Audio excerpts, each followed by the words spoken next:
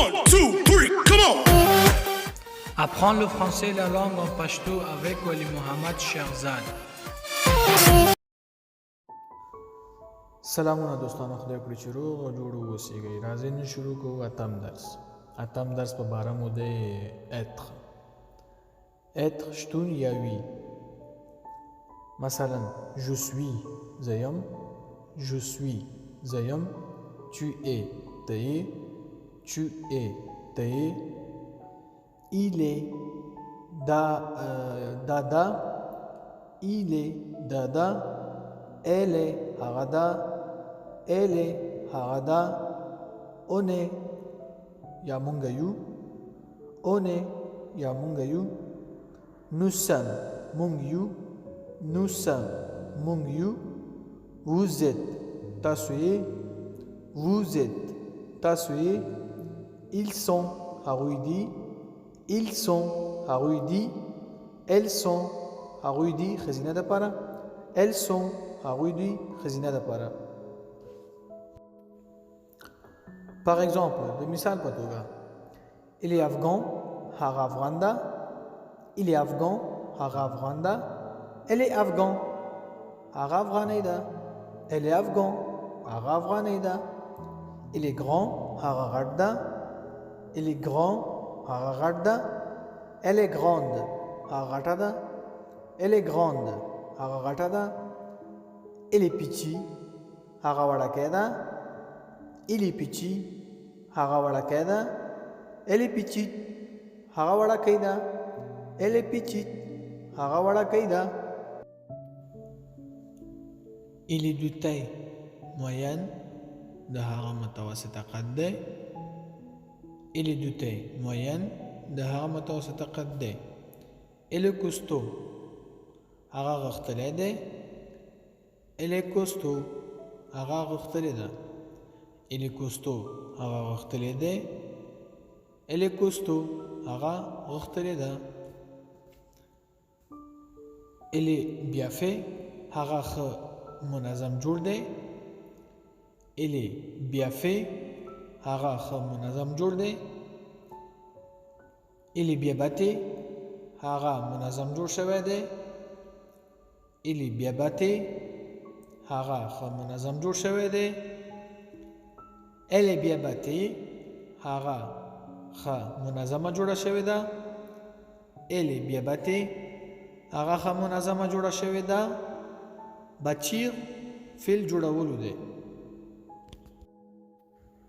gros چاغ ته ویل کېږي نارینه دپاره، gros چاغ ته ویل کېږي نارینه دپاره، grosse چاغې ته ویل کېږي ښځینه دپاره، grosse چاغې ته ویل کېږي ښځینه دپاره. obèse obèse هم چاغ ته ویل کېږي، مولم زیاتره وخت چې د ډاکټر ته ځي، مثلا کوم سړی یا ښځه چې د وزن نه زیاته وي ورته ویل کېږي obèse چاغ ته ویل کېږي، یعنې دا اضافه غوښه لري، یعنې اضافه وزن لري. راځو maigre هغه ته ویل کېږي مثلا چې بیخي، یعنې د وجود نه بیخي، یعنې یو خو ډنګري نورمال ډنګري، یو چې زیات ډنګري هغه ته ویل کېږي maigre. مانس چې دا بیا ډنګر ته ویل کېږي، نورمال ډنګر ته، یعنې چې نه چاغې او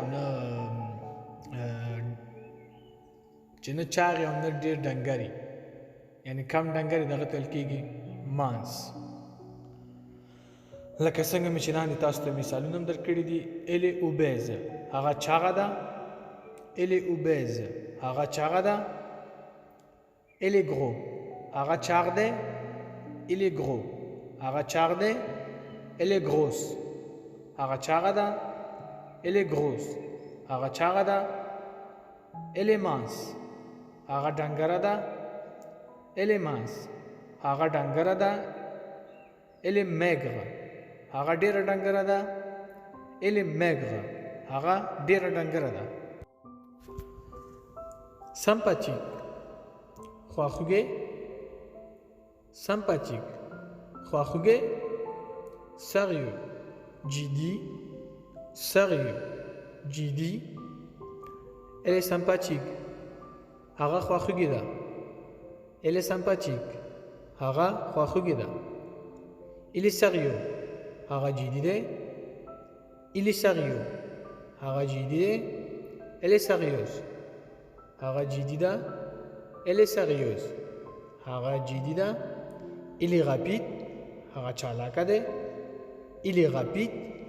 هغه چالاکه ده. Il est lent. هغه سلو ده. Il est lent. هغه سلو ده. هغه il est lent یعنی هغه لټ ده، یعنی په کار کې سلو ده، تیز کار نشي کوي د په خاطر باندې ورته ویل کېږي il est lent. هغه سلو ده. د ښځینه لپاره به ویل کېږي elle est lente. هغه سلو ده. elle est lente. هغه سلو ده. Ponctuel, په وخت. Ponctuel, په وخت. Il est ponctuel. هغه په وخت دی. Il est ponctuel. هغه په وخت دی. Il est ponctuel یعنی یو سړی چې مثلا هر وخت خپل کار ته په خپل وخت ځي هغه ته ویل کېږي il est ponctuel. هغه په وخت دی. Elle est ponctuelle. هغه په وخت ده. ښځینه دپاره Elle est ponctuelle. هغه په وخت ده. Fou لیونی. Folle یا لیونی. Cinglé لیونی یا سنگلی چې اخره کې ورسره مې یو او مې چې دا ورسره اضافه کړی ده چې هغه د ښځې دپاره استفاده کېږي یا لیونی. سنگلی یا لیونی. دنګ هم لیوني ته ویل کېږي. لکه کوم چې دلته مې دوه مثاله درکړي دي. Il est fou هغه لیونی دی. Il est fou هغه لیونی دی. Elle est folle هغه لیونی ده. Elle est folle هغه لیونی ده. Il est cinglé هغه لیونی دی. نارینه دپاره Il est cinglé هغه لیونی دی. نارینه دپاره Elle est cinglée هغه لیونی ده. ښځینه دپاره Elle est cinglée هغه لیونی ده. ښځینه دپاره دوستانو دلته وینئ تاسو چې بیا هم دلته ما یو ښځینه دپاره چې ده یو اومې ورکړی چې د وخوري اخره کې چې د ښځې دپاره استفاده کېږي. او دنګ چې ده دنګ کولی سو نارینه دپاره هم همدا شی ولیکو، ښځینه دپاره هم همدا یو قسم لیکل کېږي. لکه مثال مې درکړی دی، دغه لاندې مثال دی اخرینی. Il est dingue نارینه دپاره Elle est dingue ښځینه دپاره معنا هماغه معنا لري چې هغه لیونی دی یا هغه لیونی ده. avare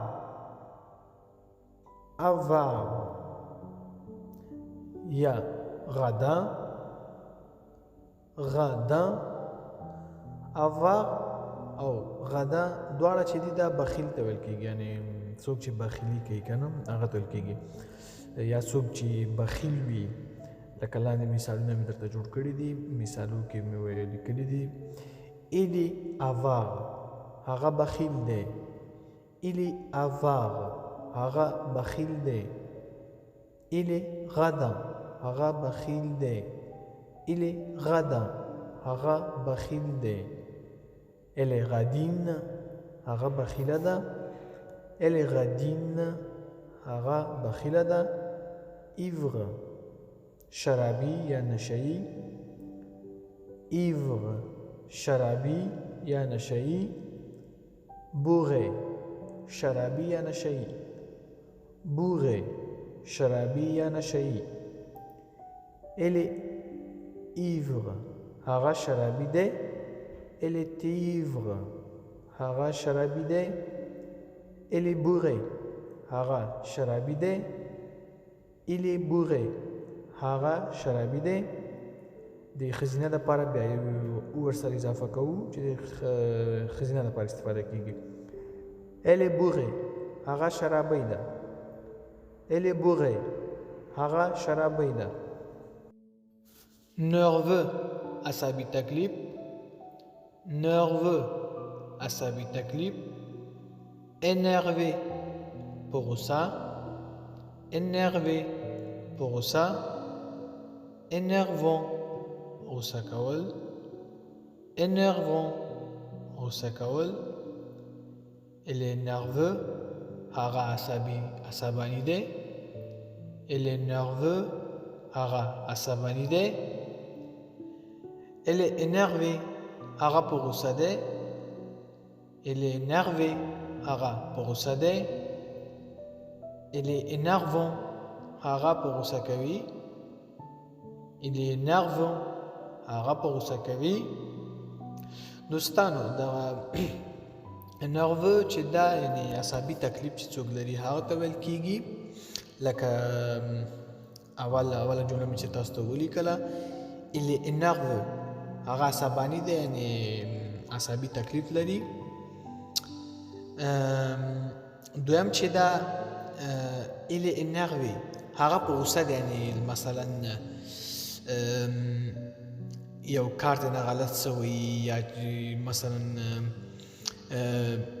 موټر خراب شوی یا مثلا موبایل ورک کړی یو چی شوی چې هغه نه په غصه یعنی د فتن لپاره il est énervé هغه په غصه دی او énervant چې دا یعنی په غصه کول لکه یو څوک چې د پازابۍ په غصه کوي د ریشخند در باندې وهي کنه او ته په غصه کیږي نو تاغه ته ویل شي دا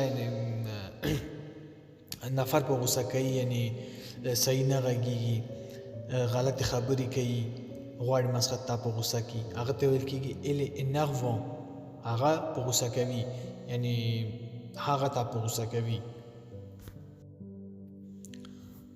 attentif پاملرنه attentif پاملرنه attentionné ساتنه یا پاملرنه attentionné ساتنه یا پاملرنه il est attentif هغه پاملرنه کوي il est attentif هغه پاملرنه کوي il est attentionné هغه ساتنه یا پاملرنه کوي il est attentionné هغه ته ویل کیږي مثلا چې د خپل بچیانو یا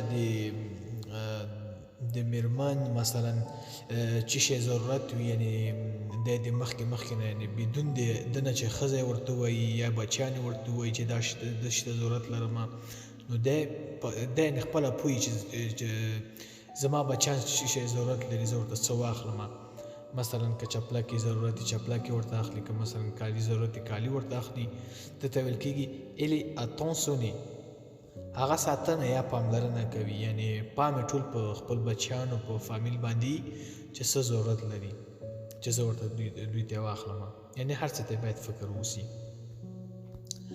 être au courant په جریان کې être au courant په جریان کې je suis au courant de ces problèmes زه په جریان کې یم د دې مشکلاتو je suis au courant de ces problèmes زه په جریان کې یم د دې مشکلاتو les amis partagez la vidéo et surtout n'oubliez pas abonner notre chaîne YouTube s'il vous plaît merci ملګرو مهرباني وکړئ ویډیو د سره شیر او زموږ د یوټیوب چینل کې مو ګډون له هیره ونه وځي مننه کچېرې مو ویډیو خوښه شوې نو لایک او شیر یې کړئ له ټول نه مهمه خبره چې ګډون مو پکې له هیره ونه وځي او زموږ یوټیوب چینل درې نومه لري چې تاسو کولی شئ دغه درې نومونو نه چې هر یو نوم په یوټیوب کې ولیکئ تاسو کولی شئ چې زموږ ویډیوګانې ترلاسه کړئ apprendre le français et la langue en pashto فرانسوي زده کړه په پښتو ژبه ولی محمد شیخزاد دا فرانسوي زده کړه په پښتو ژبه کولی شئ تاسو د فیسبوک د لارې هم زموږ درسونه تعقیب کړئ فرانسوي زده کړه په پښتو ژبه مننه au revoir et à bientôt د خدای په امان او د لیدو په هیله au revoir et à bientôt د خدای په امان او د لیدو په هیله